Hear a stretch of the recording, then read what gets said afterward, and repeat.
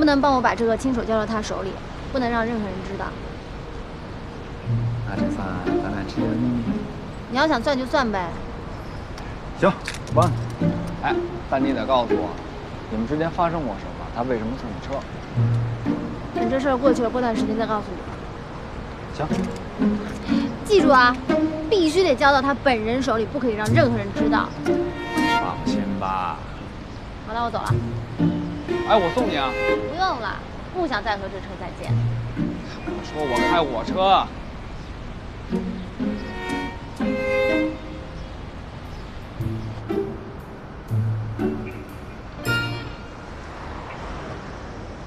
我计划在警察出庭作证后的时间点发力质证，提出对他中文水平的质疑，随即申请我们辩方的那位女警出庭作证，举证她的同事现场听力有误。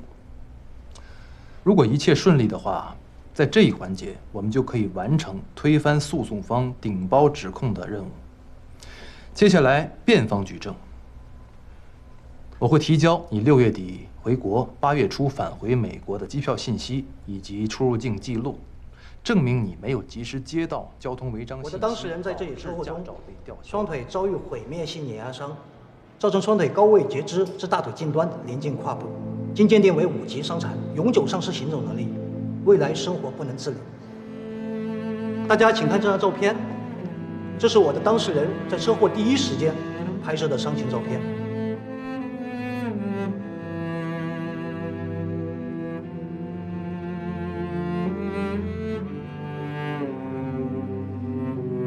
被告律师，还有什么话要说吗？对于案件陈述，暂时没有。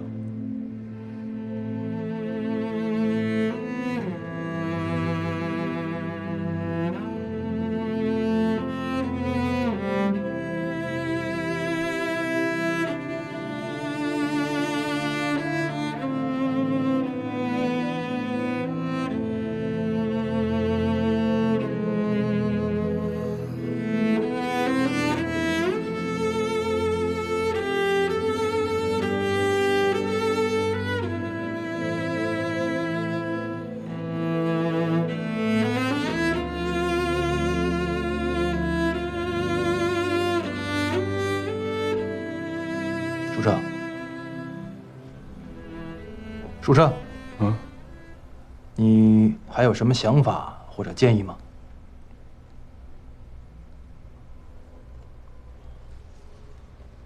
没有。好。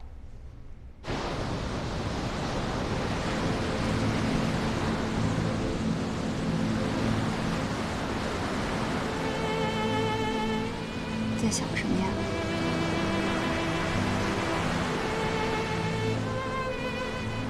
我又在想6年前的那个女的，我从来没有告诉过你。每年假期回国，我都会到她家附近的街道去转转，有意无意的等她出现，看看她的样子。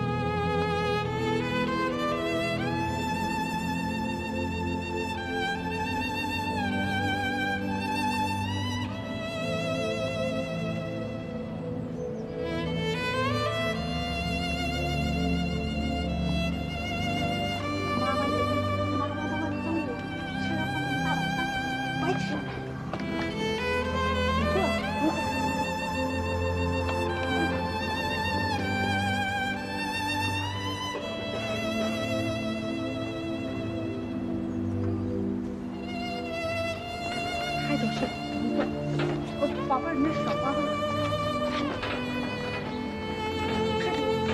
往前坐，一直看到了她的婚礼，看到她嫁给了一个聋哑丈夫，脸上挂着所有婚礼上那种女孩幸福的笑容。我远远地看着，一直在想，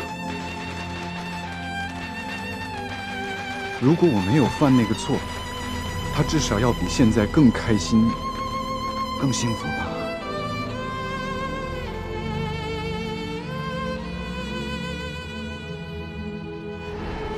可你不是有意吧？而且你父母赔的够他一生无忧了。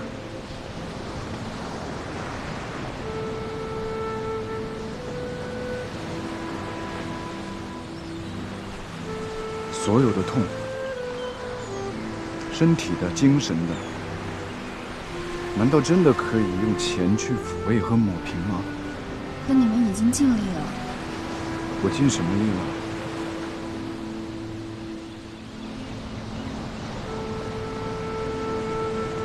有些事情过去了就让它过去吧。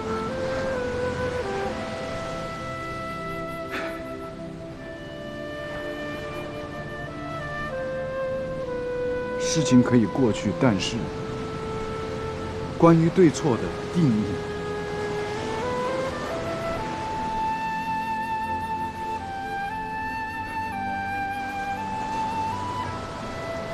会一直留在这儿。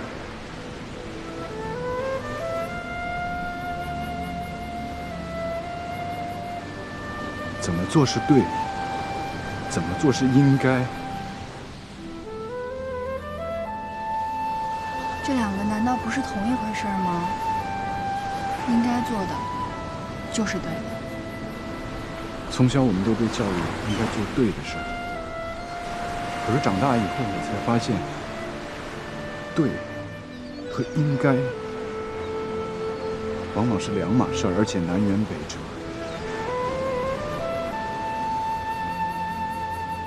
该做的不一定对，而对的未必就应该做。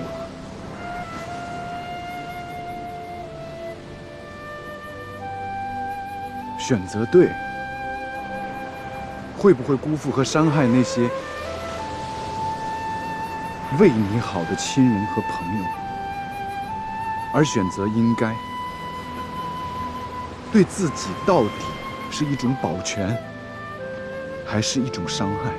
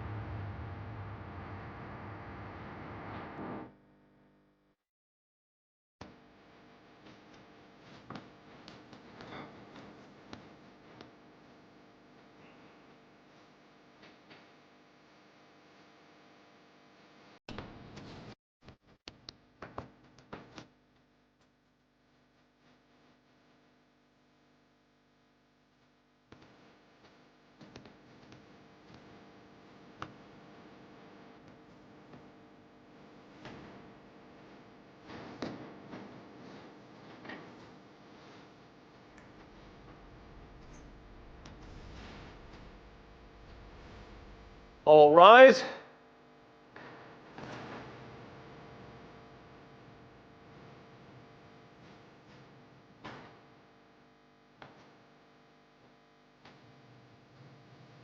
Please be seated. Court is now in session.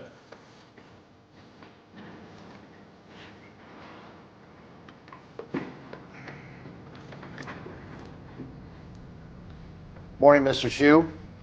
Good morning, Your Honor. According to your profile, it looks like you're in your studies at Standard University And you're in the final year of your undergraduate studies? Yes, Your Honor. Well, the materials submitted by your defense attorney have included your transcripts. It looks like you're doing very well at university. Yes, Your Honor. My client has always been an excellent student and enjoyed a good reputation. Well, I'd like to hear what the prosecution has to say first. Officer Schuler, would you please give us your opening statement? On August 6, 2013, when I was on duty, I saw the accused speeding in his car with the license plate 4D0Q678. While I was trying to speed up and ask him to stop and pull over, he ignored my warning and continued to speed up and go off the highway. When I arrived to the spot where the accused had stopped, him and a lady who had been with him had already gotten out and were standing on the driver's side of the door. While with my gun, I was approaching them, I heard the accused ask the lady in Chinese to tell the police that she was the driver, not him. He said his license was revoked because of traffic violations. Therefore, I arrested the accused on the spot. On behalf of the San Francisco Police Department, I would now like to submit the lawsuit against the accused against 4 charges: driving without a license, driving with excessive speed, dangerous and reckless driving, and obstruction of justice. And you understand what they were saying in Chinese? Your Honor, I've been studying Chinese for 2 years. 我会说普通话非常好. My Chinese is excellent. Defense attorney, please provide us with your statement. All in the word, my client denies all these charges. In the court, I will submit information of his flights. He went to Beijing from San Francisco on June 29th. They returned August 1st. And I will also submit immigration records to prove it was, because he had left the US and could not receive traffic tickets. That his driving license was revoked, so he had no subjective illegal intention of driving without license. Besides this, I want to submit provided by my client's landlord. It will explain another reason. Why my client has license revoked was that 2 months ago, he needed to rush the landlady, who had her a Thai airline night to hospital and drove through a red light on the way, which punishment to traffic offense. This statement shows my client has good character and loves helping people. In addition, I suspect the authenticity of testimony from the prosecution of Officer Schiller, and will provide that new evidence to prove Officer Schiller gets overconfident about his Chinese language level because mishearing and misunderstanding. He had fabricated the allegation of my client inciting other people to take the blame for him. Are you saying I misunderstood? I will demonstrate that we're not sure understood. My client said on the spot. But Miss Xiao, who was with him at the time, already verified with her testimony that my understanding was correct. I'm deeply interested in what Miss Xiao will say in court today. Is Miss Xiao here? Yes, she's seated here. Miss Xiao, please take the witness stand.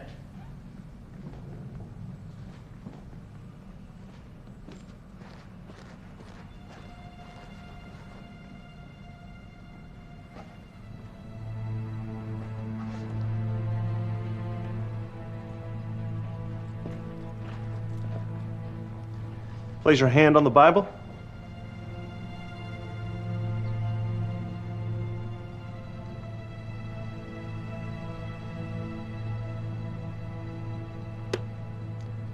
Do you swear to tell the truth, the whole truth, and nothing but the truth, so help you God?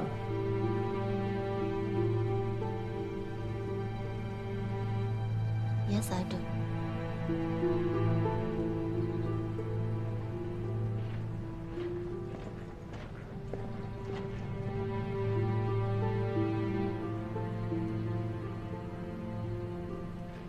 Please make your statement as to whether the accused asked you to take the punishment for him.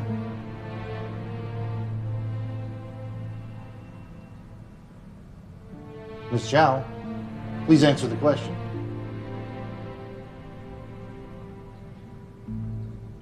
Your Honor,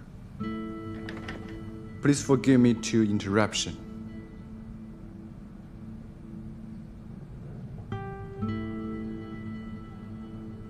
May I explain the reason for my lawyer's statement?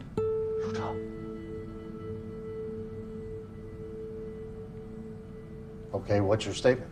My lawyer denied the 4 charges against me because I have reserved information for him.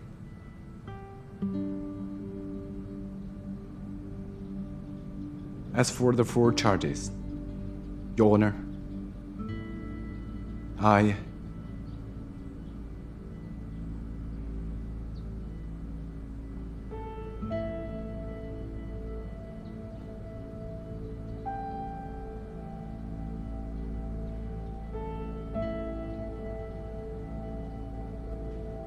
plead guilty.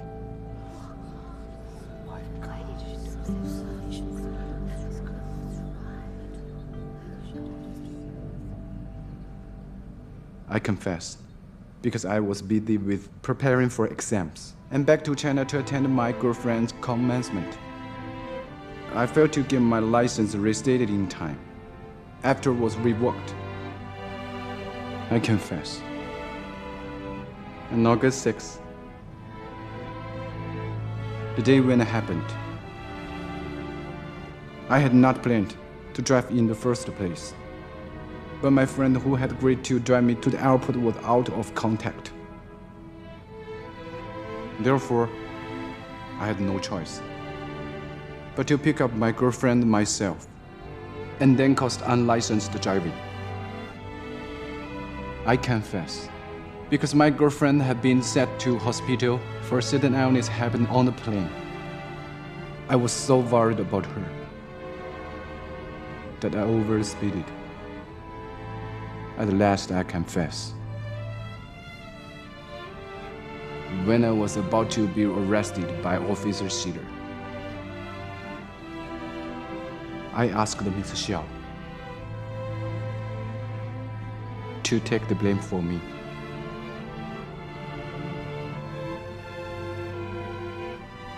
As I worried that I could not get to the hospital on time. Once I got arrested, when my girlfriend was in surgery then. The accused, why didn't you tell your attorney about this in the first place? And now you tell it in court? Since this incident transpired, I have struggled between doing what is best for me personally and what is actually the right thing to do. In the past, I have been unwilling to admit my own faults. I have always acted in my own self-interest. This is why I asked Xiaoqing to take the blame for me. I would like to thank Officer Schiller for being able to understand my words. As such, he has prevented me from obstructing justice. I also must thank Xiaoqing for denying my selfish request. In doing so, she has avoided perjuring herself in court today on my behalf. At this moment, I realize I finally have an answer to the issue, which has haunted me for so long. From this point forward, I promise to always do what is right, regardless of the consequences. I sincerely apologize for my past acts of cowardice and selfishness. Oh, I like your honesty and courage today. If it's so, we can speed ahead the trial process. The accused, please sit down. Thank you, Your Honor. Miss Sal, do you have any objections with his confession? No objection, Your Honor. Do you have any further questions for Mrs. Zhao? I have none, Your Honor. Me either, Your Honor. Ms. Zhao, please be excused.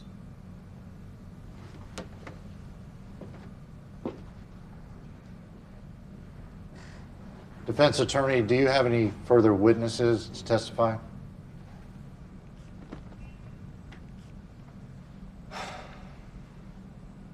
Since my client pleaded guilty, we shall call no more witnesses.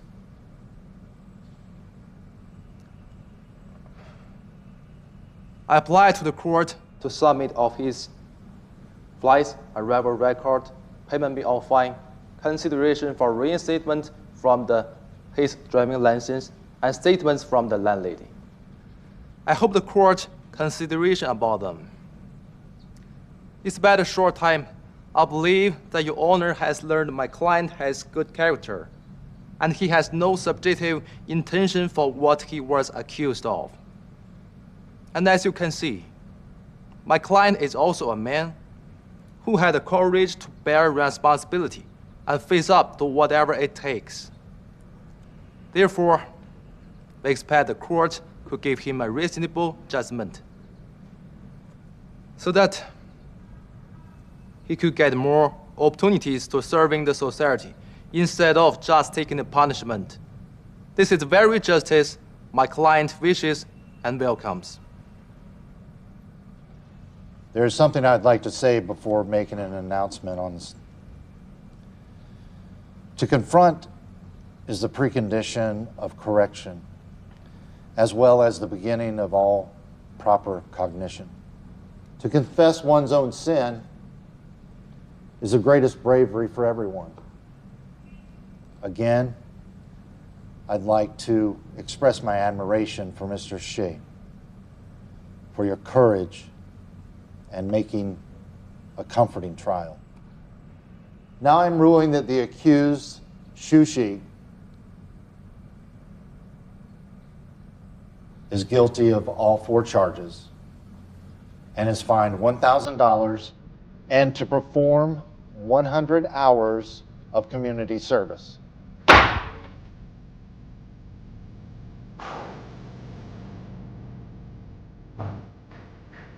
Thank you, Your Honor. Thank you, Your Honor.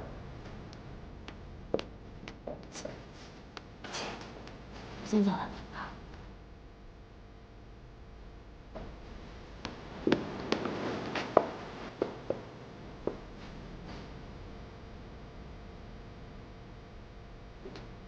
对不起，原谅我们之后了。我跟你讲，来，回家。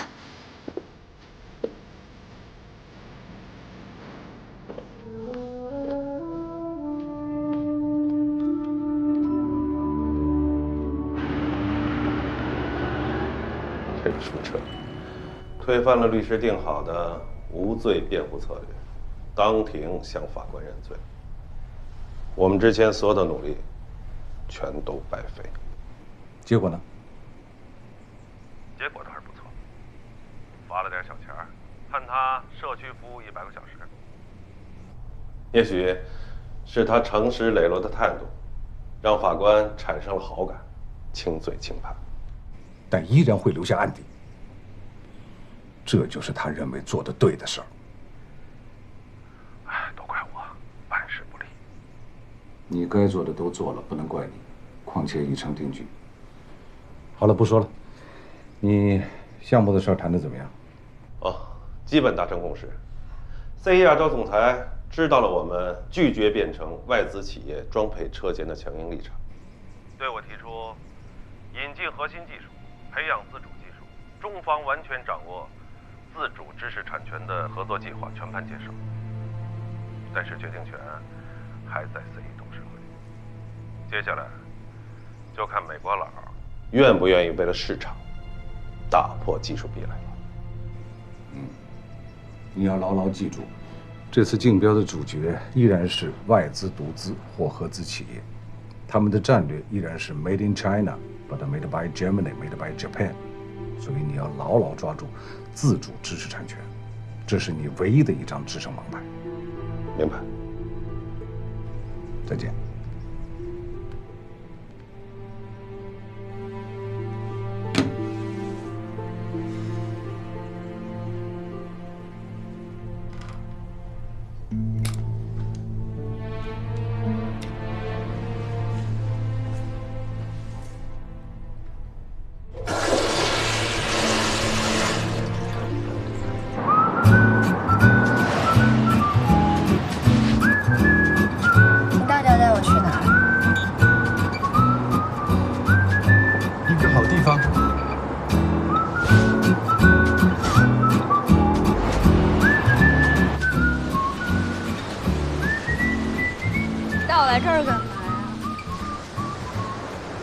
一会儿你就知道了。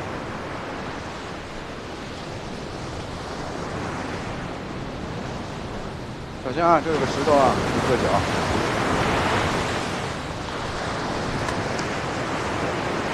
挖吧，就在这个铲子下面。挖什么？铲子底下有宝藏，我为你准备的宝藏。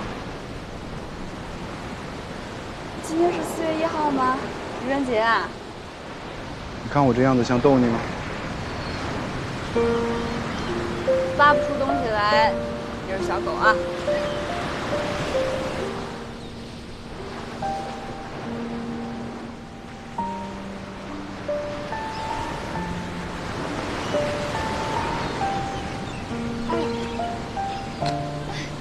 加油啊！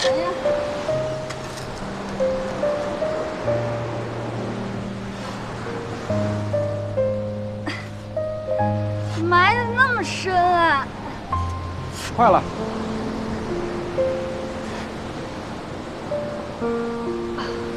哦。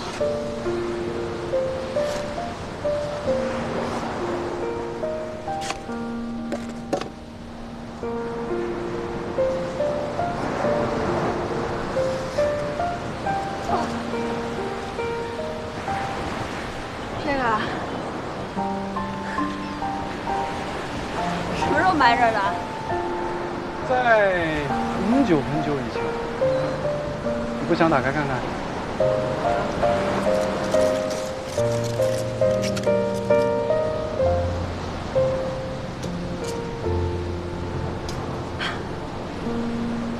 我打开了。都是你的。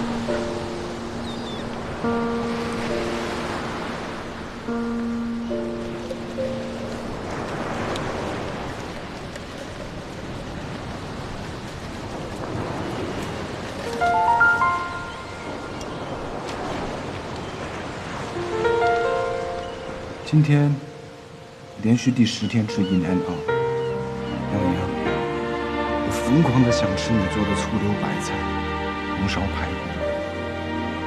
虽然醋总是放多，排骨经常烧糊，可那就是我每天魂牵梦系的美味。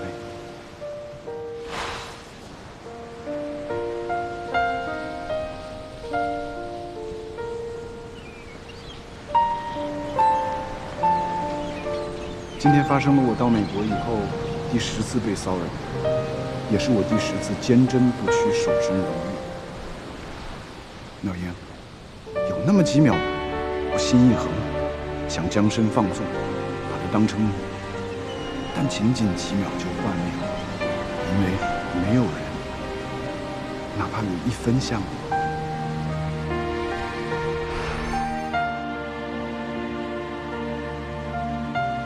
用6年等一个人难吗？刚开始我觉得好难，但当思念从悲伤变为日常，我发现一件事的难源于你不够坚定。谢谢你，廖颖，用1年里的60天，一次次向我证明，其余300天的坚守是多么值得。你让我知道。平静而坚定地做一件事，即使这件事是等待，即使这件事做了6年，也不难。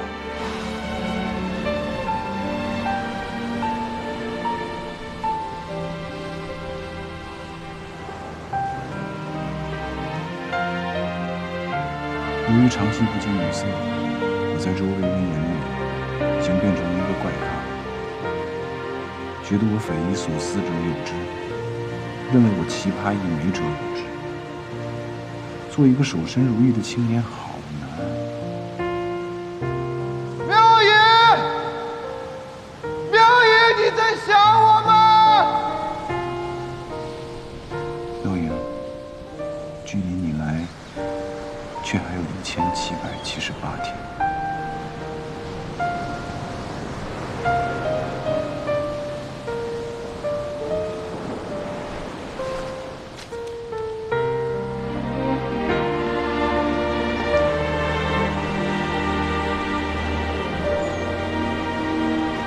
我在美国的这些年，没事的时候，我就总来这儿站着，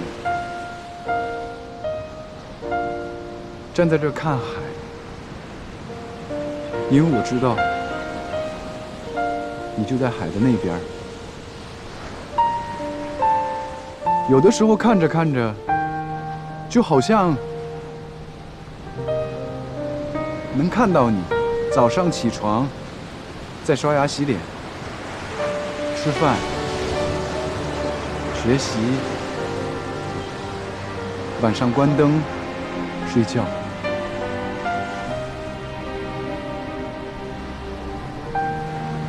你知道吗？我写下这第一张纸条放进瓶子的时候，是我到美国的第3天。这片礁石滩。他听到过我所有想要对你说的话，知道我的孤独、思念，也见证了我这6年以来没有出轨、守身如玉的单身狗屎。本来是计划你到美国的第1天就带你来这儿。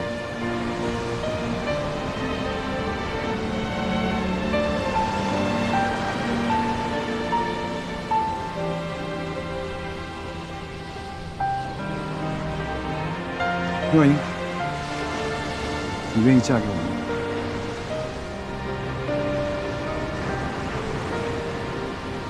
就是现在，马上，立刻。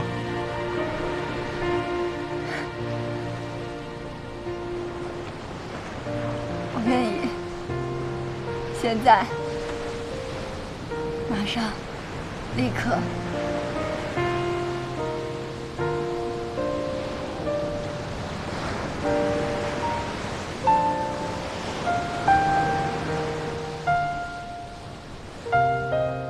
把你从海那边盼来了。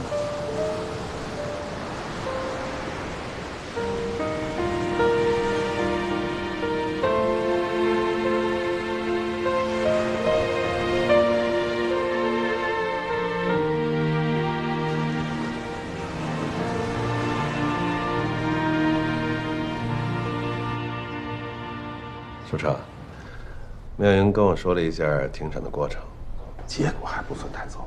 啊，但是抱歉啊，我最近忙于谈判，你的事儿我也没帮上什么忙。哎呀，没关系，这是我希望得到的结果。自己的事情自己处理，犯的错自己承担。程然，你什么时候能跟舒澈学学这种独立自主啊？好吧，我14岁那年就一个人在美国了，我还要怎么独立自主啊？对。你这花钱大手大脚上，真的学会独立自主了。我让你学会男人的担当。啊，舒澈，明年你就要毕业了，有什么打算？是回国创业，还是留在美国工作？应该会留在美国，继续留学。我想在法学院再读一个研究生。要接着学啊，好事啊。就是和肖庆一样的 JD 呗，那你就从学长变成学弟了。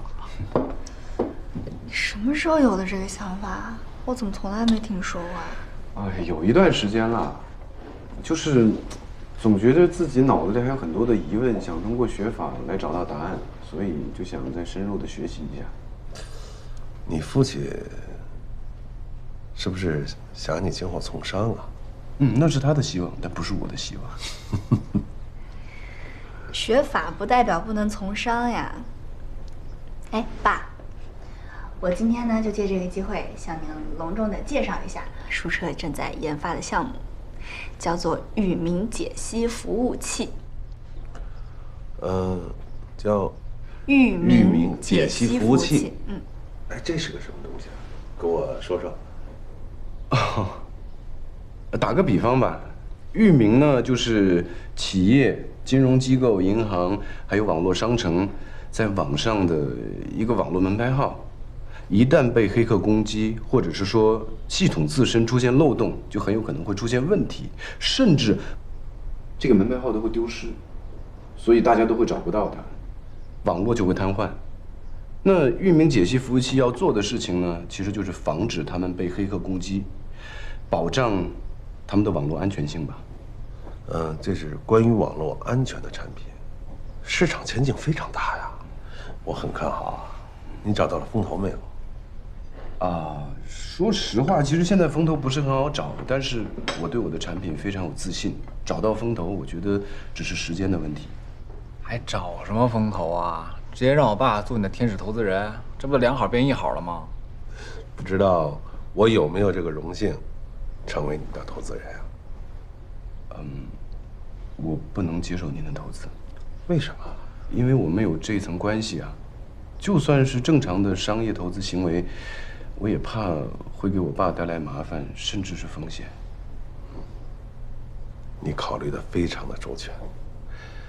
毕竟你爸爸是在官场，我理解，完全理解。来吃饭。对了，还有一件事儿是关于我和妙莹的，我想跟您还有程然说一下。哟，还有什么事要经过我同意？哎，快说快说。我跟妙莹决定要结婚了。哇，终于修成正果了！哎，恭喜恭喜恭喜！祝你们百年好合，早生贵子。这个你们现在都没毕业，这人生方向都没有最后确定呢。干嘛要那么着急结婚啊？结婚只要确定爱的方向，不就 OK 了吗？少说2句，这谈正事儿呢。其实结婚一直都是在我计划之内的事儿。我等妙莹等了很长时间，6年了。妙莹现在来了，我觉得是时候我们可以结婚了。虽然我不确定未来会发生什么，但是我现在唯一能确定的是，我爱她，我想永远的跟她在一起。是你说的这些我都理解，但是结婚是一个非常非常繁琐的事情。比如说这个，在美国这边，咱们怎么办？回到国内咱们怎么办？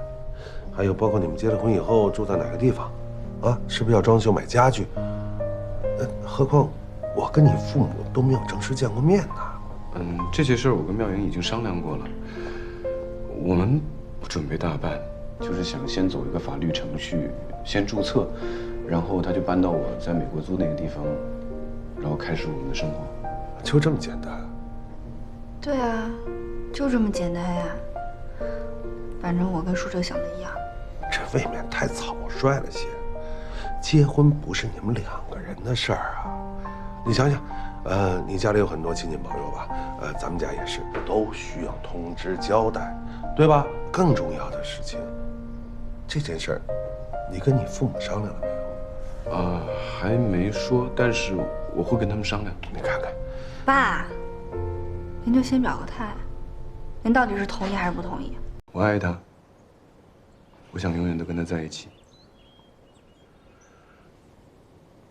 是你说的这些我都理解，但是结婚是一个非常非常繁琐的事情。比如说这个，在美国这边，咱们怎么办？回到国内咱们怎么办？还有包括你们结了婚以后住在哪个地方，啊，是不是要装修买家具？何况我跟你父母都没有正式见过面呢。这些事儿我跟妙莹已经商量过了，我们不准备大办，就是想先走一个法律程序，先注册，然后他就搬到我在美国租那个地方，然后开始我们的生活。就这么简单？对啊，就这么简单呀。反正我跟舒澈想的一样。这未免太草率了些。结婚不是你们2个人的事儿啊！你想想，你家里有很多亲戚朋友吧？咱们家也是，都需要通知交代，对吧？更重要的事情，这件事儿，你跟你父母商量了没有？还没说，但是我会跟他们商量。你看看，爸，您就先表个态，您到底是同意还是不同意？我当然是高兴你们俩尽快在一起啊！来，祝福你们。谢谢叔叔，你们幸福。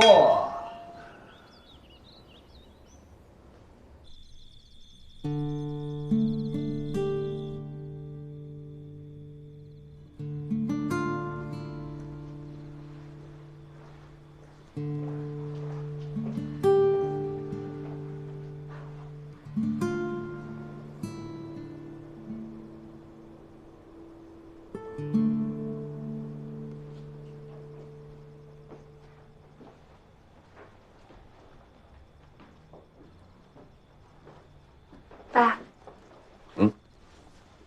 茶给您沏好了。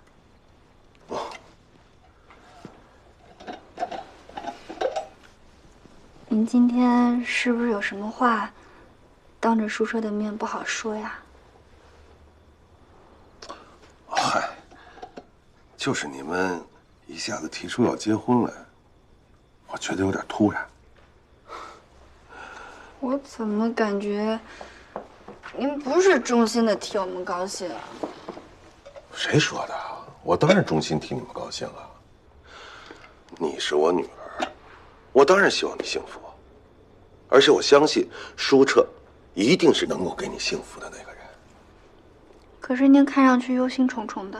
哎，怎么会啊？我就是觉得你们选择的这个结婚的时机不合适。为什么不合适啊？给我个理由。没那么多理由，就是白天跟舒澈说的那些啊。那您觉得什么时候结婚合适呢？过2年，等你们都毕业了，工作稳定了，决定了是在美国定居还是回国发展，我觉得那个时候结婚是最合适的。我跟舒澈很早就独立生活了，我们都希望有一个自己的家，而且我们觉得2个人只要相爱，什么时候结婚都合适的。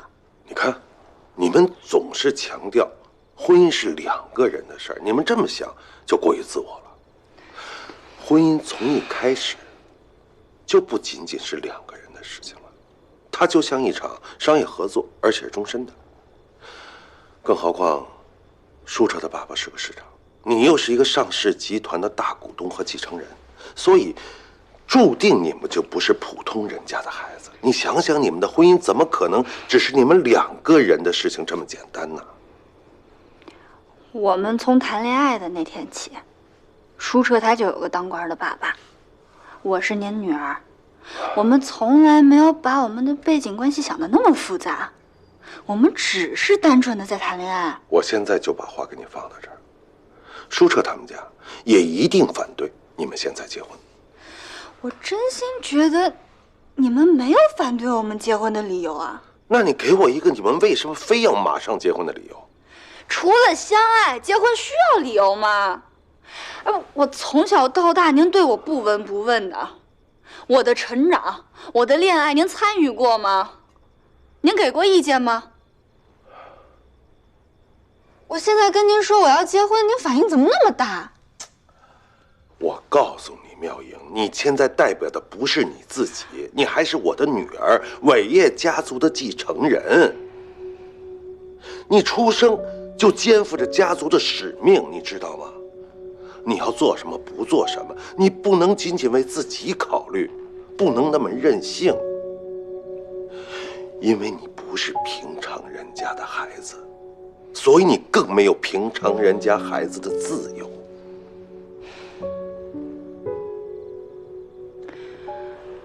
小时候，我需要关爱的时候，您给我自由。我现在长大了，独立了，您却跟我说我不应该有自由。伟业的继承人不是陈然吗？为什么是我呀？哎呀，就那小子指得住吗？啊，那嫁给了他，他早就给你败光了。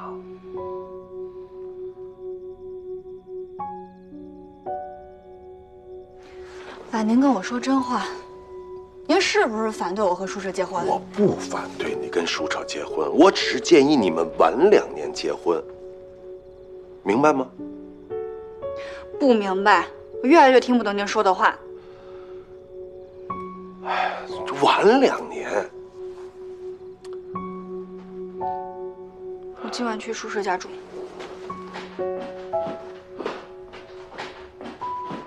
你路上注意安全。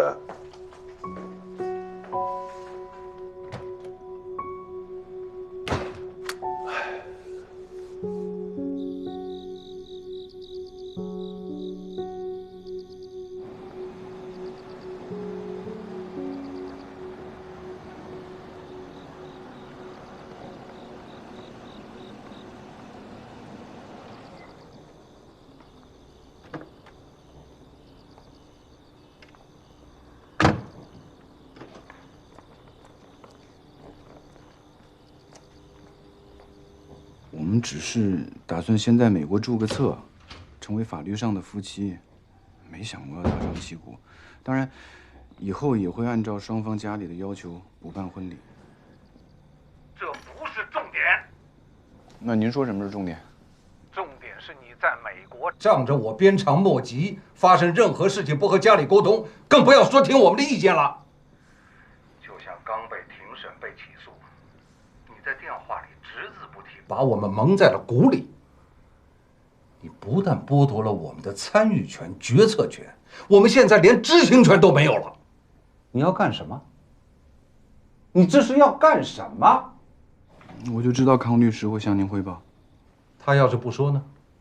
这么大的事你就瞒天过海了？我没想过要瞒你们，我只是不希望您，尤其是我妈担心。那现在，我不是自己把事情解决了吗？罪名成立，留下案底，这就是你解决的结果。那可能您不认同，但是现在我做的事情是我认为对的事儿啊。你认为对的事儿，幼稚。我很清楚，你这些年到了美国，每天都是在想着一件事儿，就是想怎么摆脱我。坚持你所谓的个性独立和自我实现，对不对？那我请问，我过去为你所做的一切，哪一件事情没有帮你摆脱困境、度过危机？我为你提供的种种便利，又哪件事情没有帮你事半功倍？哪一次害了你？你说我阻碍你前进了吗？爸，我感谢您替我提供的便利，但是我从很早之前我就开始害怕，我怕我会太依赖你，我一直向您索取，我怕到最后我会变成一个只会伸手的人。我只想通过我自己的努力，而不是靠您的庇护来成就我自己的人生。我不想被拔苗助长。培养个人能力和接受父母扶持，这两者矛盾吗？不矛盾。舒澈，我奋斗了大半辈子是为什么？就是为了给你提供一个更高更宽的平台。你去看看，有多少像你这样的同龄人，他们抱怨自己出身寒门，父母让他们输在了起跑线上，他们羡慕妒忌恨没有你这样的一个起点，无大腿可抱。而你倒好，一面享受着既得利益，一面反抗被操控，还高冷地跟我谈论什么独立？你独什么立呀？啊？你哪天不需要家里给你学费、生活费，到那个时候你再来跟我谈独立。总而言之，一切不建立在经济独立基础上的所谓个性独立都是扯淡。你现在跟我说的每一句话都是空中楼阁。有一天我一定会向您证明，不靠您我也一样会成功，乐见其成。但是我想问一下，到时候你怎么证明你达到的高度不是踩在我的肩膀上取得的？你跟儿子说。说话何必这么刻薄呀？我是要告诉他，现实和真理会比我说的话更刻薄。您反对我结婚，就是因为之前我没有征求您的意见，我擅自决定了，对吗？你说的对了，你说对了一次就是这一次，因为你擅自做主，不听我们父母的任何意见，这就是我反对的理由。我已经到了法定年龄了，我想结就结，我什么时候结，我不需要征求别人的同意。你到底想干什么？你到底想干什么？你是想把结婚也变成一场为反对我而反对我的战争吗？哎呀，你们父子俩每次谈话就这么对着呛，你们男人就是亲爷俩也得这么分谁服谁，谁胜谁负吗？我真受不了。接着说。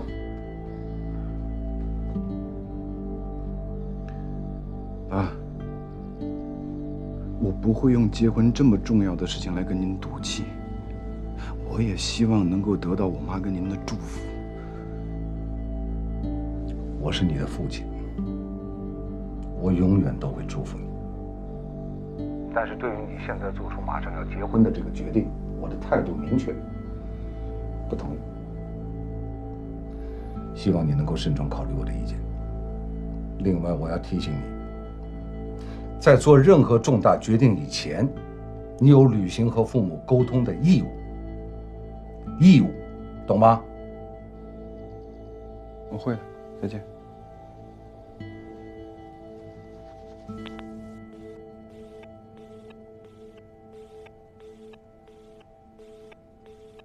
没有礼貌。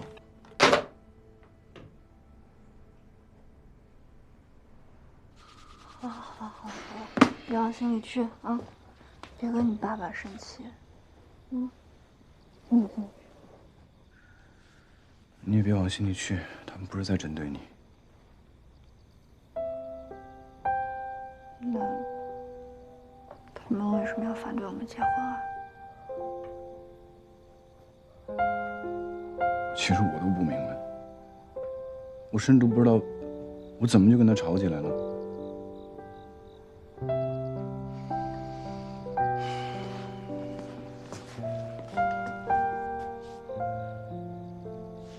反正我不管，不管谁反对，我都要嫁给你。还有，你放心，我永远都会站在你这一边，和你站在一起。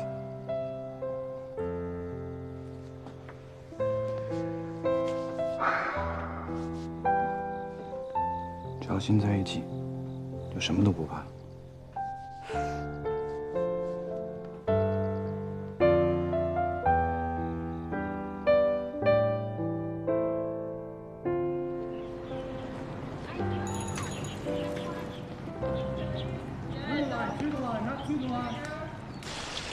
That concludes our class for today. It was a great class. Thank you for coming. I'll see you tomorrow. We are finished.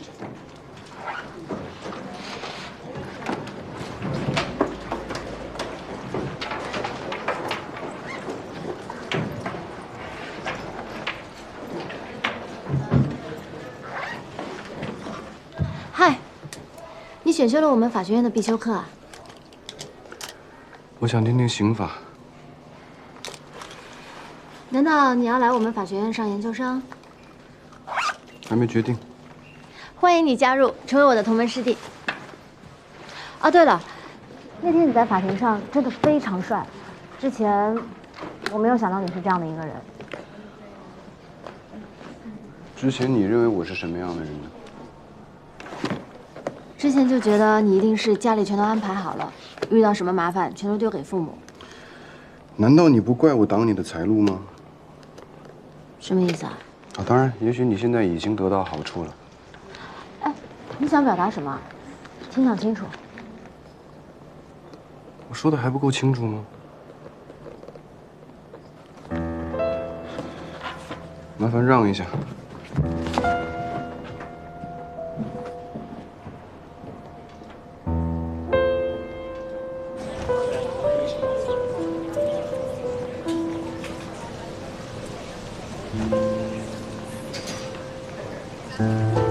舒畅，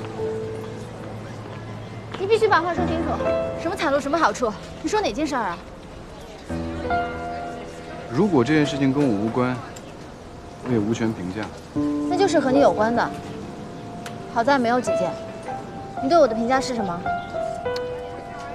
我评价那是因为我看见了。你看见了什么？你忘了？你跟汪特助啊，就在你们家门口啊。本来那天我是想过去跟你说点什么，但是看到那一幕之后，我突然发现没有什么说的必要了。你看到的那只是一部分，不是全部。你基于这一小部分建立的认识，那不是真相。你误会我了。哦，误会了吗？难怪妙莹跟我说，你到时候在法庭上会翻供，是不是因为在开庭之前收到了一台车啊？我确实答应了妙莹，但绝对不是因为那辆车。而且在开庭之前，我已经把车还给了汪特助，你可以去问他的。他们不希望让我知道他们在背后有动作。我去问汪特助吗？还是问妙莹他爸？肖琴有没有把车还给你们呀？我说你是太不通人情，还是太通世故，所以才让我这么问。你明明知道在这件事情上，我跟他们不可能有任何的交流。况且，就算你把车还给他们了，我怎么知道你是不是因为我在法庭上认罪了，所以才不得不归还呢？就因为你不会去问他们，所以我就必须要这么有嘴说不清楚，必须要这么被你误会、被你黑吗？那我自己眼睛看见的事情，我也不应该相信吗？你起码可以去问妙莹啊，你问他我为什么答应当庭翻供，只是因为我把你们两个都当朋友。我不轻易交朋友，因为我不想看到他们总是在我的面前摧眉折腰。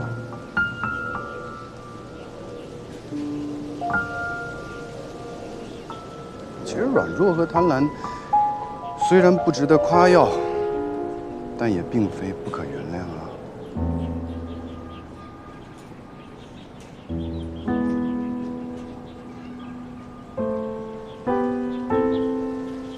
啊，还有啊，比起现在这个人情练达、善于变通的你，我倒是更欣赏第一次见面那个不近人情、拒绝顶包的你。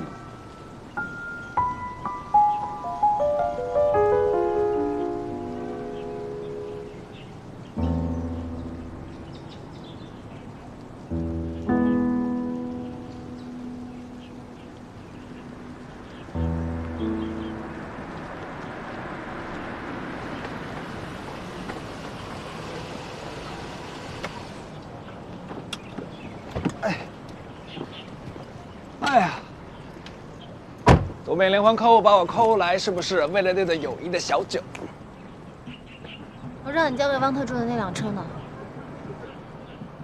啊，是这样，当我想起来给汪特助打电话的时候，他已经被我爸弄回国了。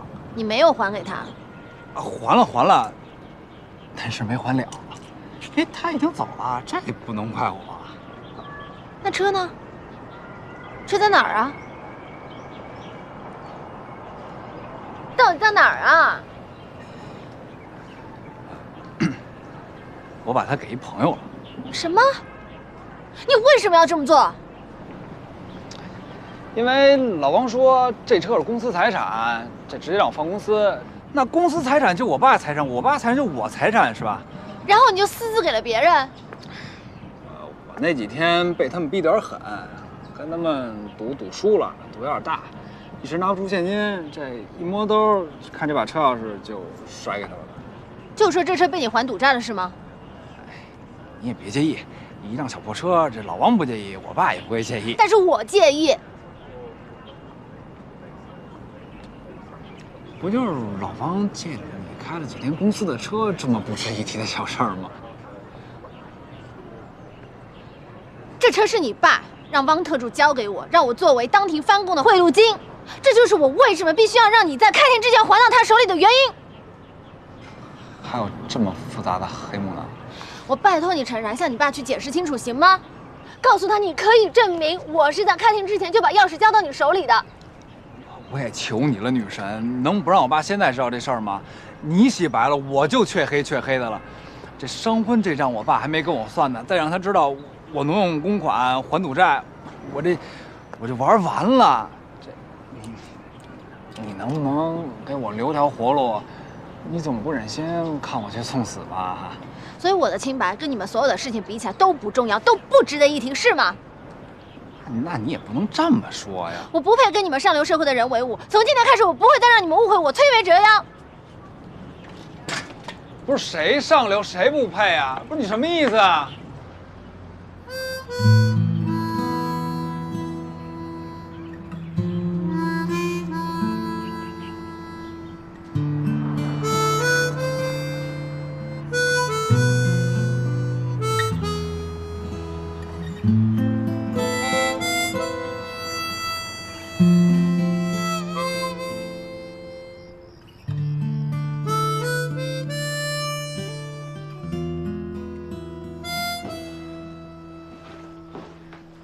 哎，爸，您找我了？这么晚才回家？我给您买酒去了。哼，这莫名其妙的孝敬我，做了什么亏心事儿了吧？有鬼吧？没有，哪有鬼呀？瞧您说的。坐。啊。哦。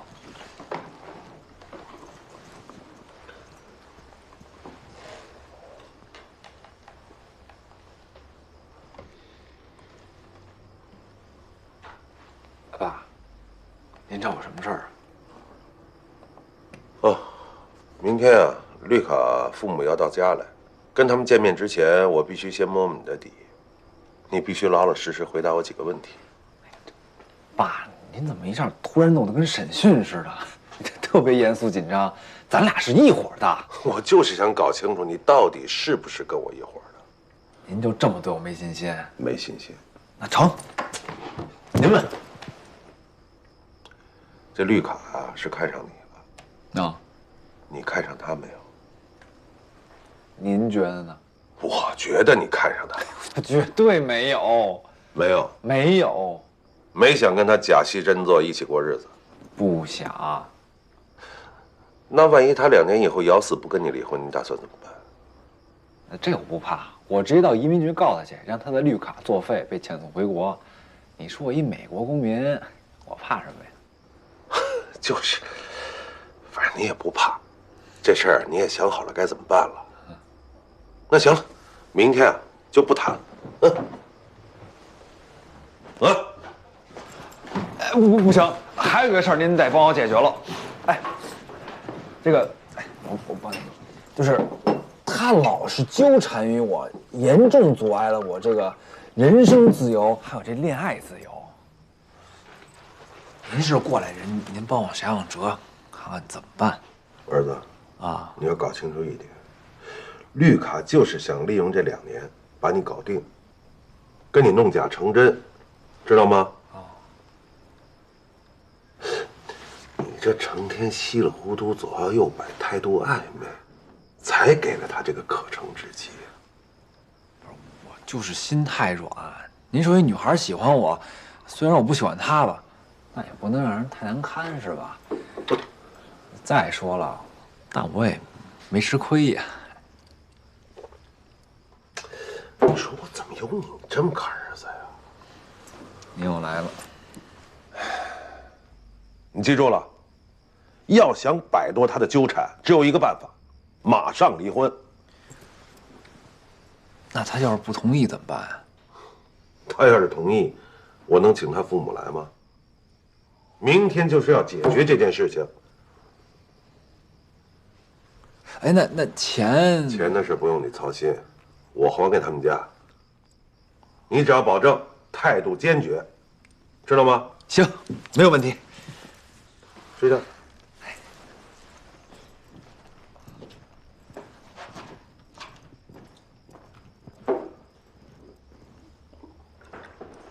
爸，哎爸，我必须得确定一件事情，这钱最后不会还得让我再还给您吧？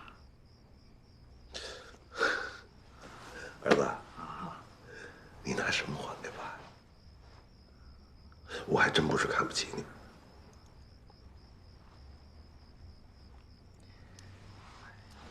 那您少喝点啊，喝多伤身。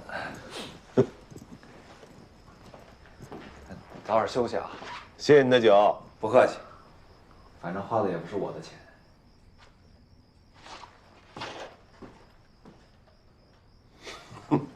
这小子在钱上比他姐精多了。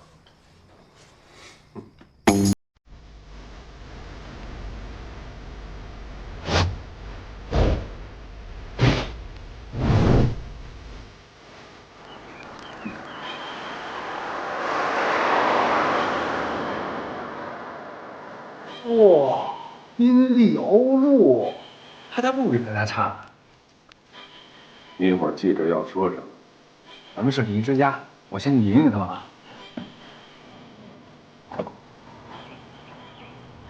亲爱的，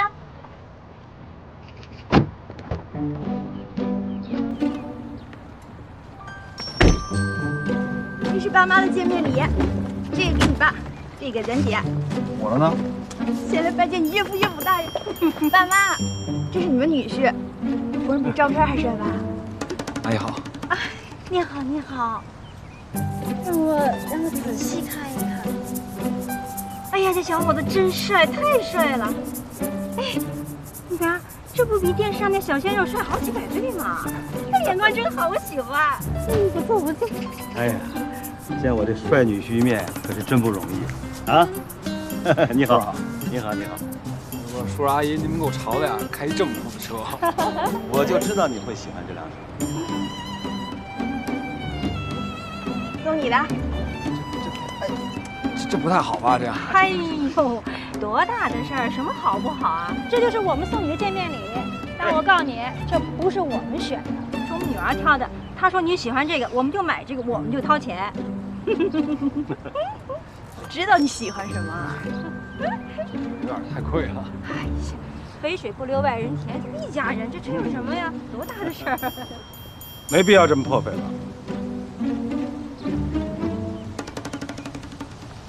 这应该就是亲家了吧？你好，你好，你好，你好 ，How are you？ 你好。哎啊，这是我夫人。你好。啊，你好，好。How are you？ 啊，好 ，How are you？How are you？How are you？ 你好，你好。是是。哎呀，那车呢，就是女儿的一个意思，当然也是我们两口子对女婿的一个心意了。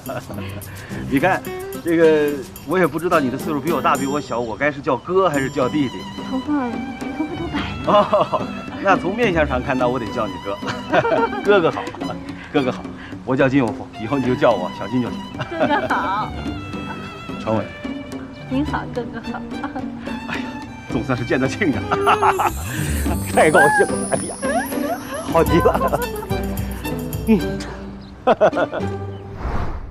哎呀，哥哥，咱们呢现在也算是一家人了。你对孩子们的婚事有什么想法，你就直说。咱们不是一家人。诚然。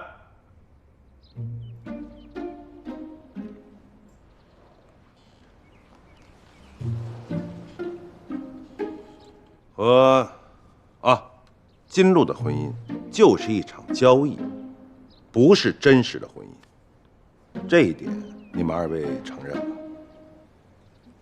吧？啊，这给了钱呀，肯定就是交易了。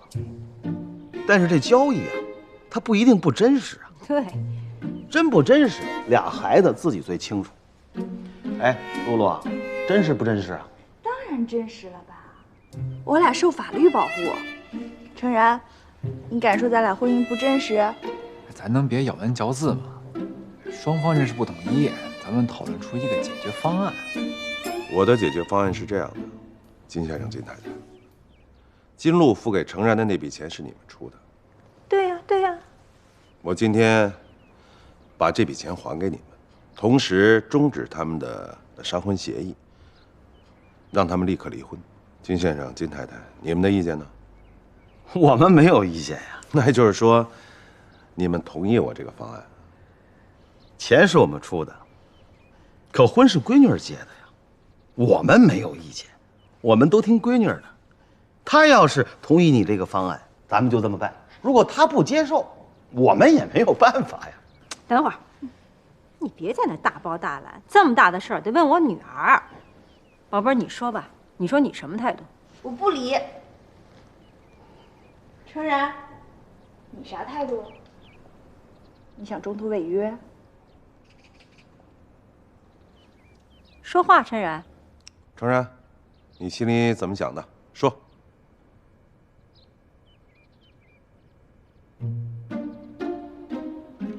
我离，不离都行。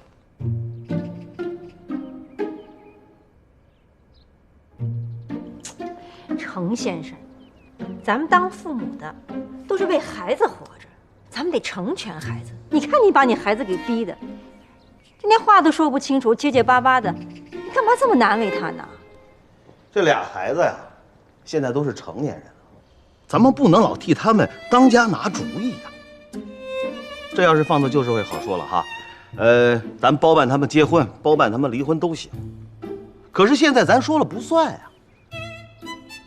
小然和露露结婚，我们两口子跟你一样，都是被通知的。你说他们结婚都不跟我们商量，他离婚能听我们的吗？程先生，你听我说，这儿孙自有儿孙命，咱们当家长的代替不了他们，是不是？他们想结就结，想离就离，什么时候达成一致，什么时候算。咱们当父母的别在那瞎操心，他们的问题还让他们自己解决，行吗？哥哥，咱就甭管他们了。你说我们两口子大老远的上你府上来拜访，我们也不能算礼数不周全吧？你看，这现在也到饭点了，我们肚子也饿了，你得请我们吃顿饭呀。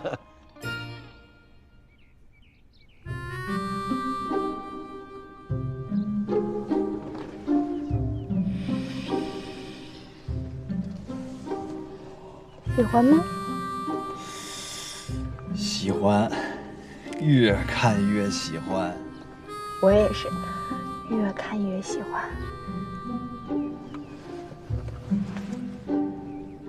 咱能说的稍微含蓄一点吗？你对一辆车都不能含蓄，你让我对一大伙人含蓄？老公，我知道你是假装故意屈辱引发的淫威，实际上你跟我是一伙的。你可别自作多情，我跟谁都不是一伙的。你是胡搅蛮缠派，我爸是铁血无情派，我是嘴谨慎一派。嘿嘿。哦，对了，我再跟你说一遍，只要你不对我整天死缠烂打，不干涉我的自由，咱俩就相安无事，该怎么配合怎么配合。2年后你拿到绿卡，咱俩离婚，一别两宽。OK？ 我妈也说我，她说男人不能盯得太紧，看得太死，容易激起他们的逆反心理。这过来人就是过来人，说的太对了。你现在就勾起了我严重的逆反心理。德行，我适当给你自由还不行吗？反正你就是我的人。你爸同意了，咱俩以后就可以幸福的光明正大生活在一起了。你瞎呀？我爸那叫同意吗？我爸那叫和我一样没辙，搬你家去，你信不信他一枪崩了我？那我就搬到你家来。那你那叫私闯民宅，你信不信我一枪崩了你？那你一枪崩了我呀！你一枪崩了我，让我死在你的怀里。你爸的酒量，no good。哎呦，你少喝点嘛。No problem。哎呦，你看你都喝成什么样了？哎，我跟你说啊，你们家房子哈 ，good。哎呀，我们家的房子 ，very very good。哎呦，你看你爸一喝多就要摔跤吧？让你少喝少喝，你老喝那么多干什么呀？撇开！哎，干什么你啊？你哎，你刚才叫我什么？啊？你叫我什么？你还不改口？老爸。哎，这就对了。哎，改口费我下次给你啊。好好。哎，叫我什么？啊？妈。妈。叫老婆。好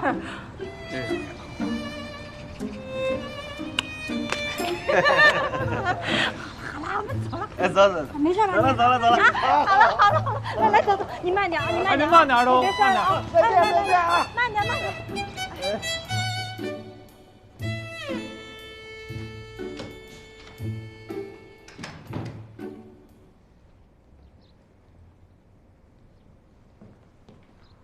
过来。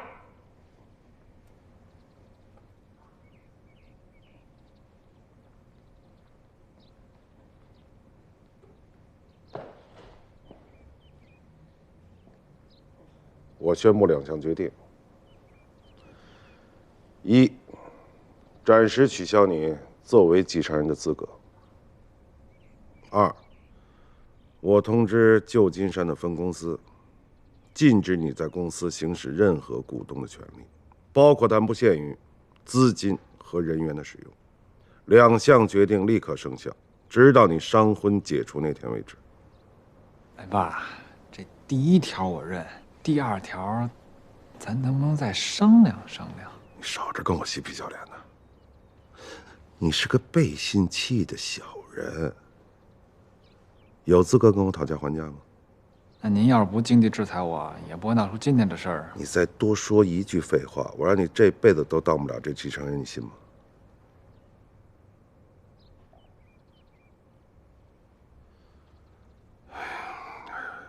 去，跟我拿解酒药去。